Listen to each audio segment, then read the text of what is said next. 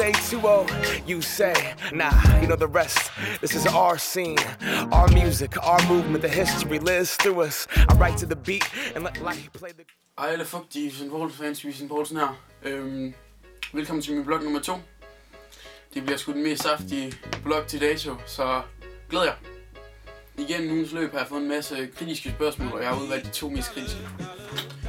Det første spørgsmål de går fra Oliver Ilskov, som spørger, hvordan skulle du på stranden, Fisan?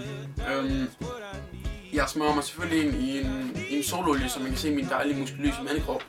Og så derefter har jeg selvfølgelig tasken med diverse rekordlige bokai til damerne. Og så husk aldrig håret under vand, fordi håret må helst ikke ødelægges, medmindre der er optag til Punani. Jeg viser jer alle fugtige bonusfans, hvordan man går på stranden med charme, selvtillid og lækkert hår. Så følg med. Hvad vil jeg skrive? This is why I'm hot. This is why, this is why, this is why I'm hot. This is why I'm hot. This is why I'm hot. This is why, this is why, this is why I'm hot.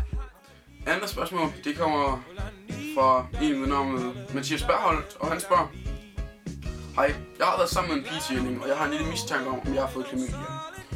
Hvordan finder jeg ud af det, uden mine forældre får det at vide? Lægen gælder ikke. Hjælp mig, Fisan. Hilsen Mathias Bergholt. Hej Mathias, jeg er virkelig ked af at høre om dit problem. Jeg har dog selv aldrig prøvet det, men jeg prøver at hjælpe så godt jeg kan.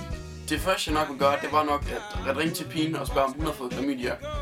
Og så derefter, hvis hun har, så ring til lægen, fordi nok det bedste valg. Ellers Bergholt, der kan jeg sgu ikke hjælpe dig. Du er fandme på røven. Better safe than sorry, ikke? Den scoretræk! Den afslutning, den bruger jeg tit på diskotekerne. Og du er hen til en random flikker, så spørger du, hey smukke, jeg har fået en ny seng, så vil du ikke mere mod den gamle? Det var alt, hvad jeg havde for nu. Jeg håber, I nød det. Jeg vil gerne sige tak til Grelland for at finde noget klipning.